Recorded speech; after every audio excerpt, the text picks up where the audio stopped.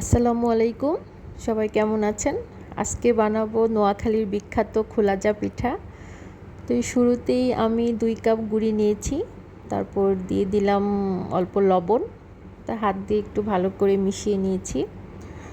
তারপর দিয়ে দিব কুসুম গরম পানি।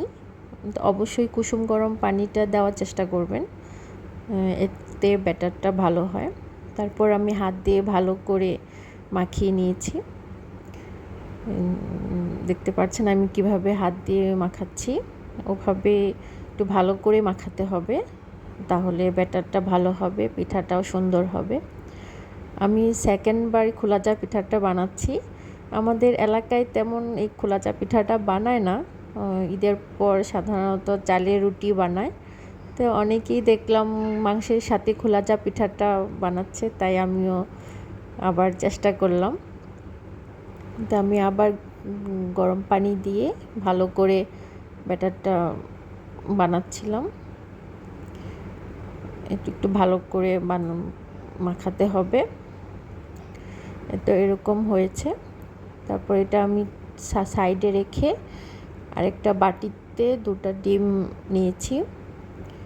অনেকে হাঁসের ডিম দেয়, কিন্তু আমার হাঁসের ডিম ছিল না, আমি মুরগির ডিম দিয়েই করেছি। আমার 2 কাপ গুঁড়ির মধ্যে আমি 2টা ডিমই দিয়েছি, 2টা ডিমই হয়েছে আমার। 2টা ডিম আমি ভালো করে ফাটিয়ে নিব। তো ফাটিয়ে নেওয়া হয়ে গেলে আমি ব্যাটারের মধ্যে দিয়ে দিব।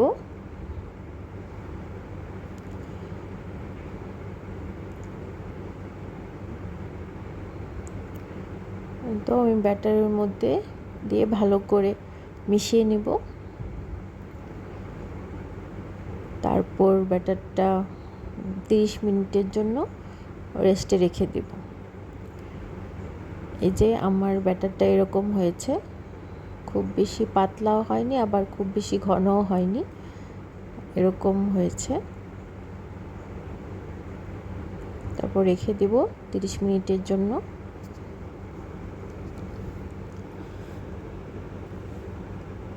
তো তারপর চলে আসব পিঠা বানাতে। তো ফ্রাই প্যানটা আমি ভালো করে গরম করে নিয়েছি। তো গরম ফ্রাই প্যানে দিয়ে দেওয়ার পর এরকম ছিদ্র ছিদ্র হয়েছে। খুব বেশি সময় লাগে না হতে, কয়েক সেকেন্ডের মধ্যেই হয়ে যায়। এই তো, এরপর আমি সবগুলো পিঠা বানিয়ে নিয়েছি। এই তো এরকম হয়েছে আমার পিঠা। আমি গরুর মাংস আর সুজি দিয়ে পরিবেশন করলাম। তো দেখতে কিন্তু ভালোই হয়েছে, খেতেও অনেক মজা হয়েছিল। আপনারা এভাবে বানিয়ে খাবেন। ধন্যবাদ।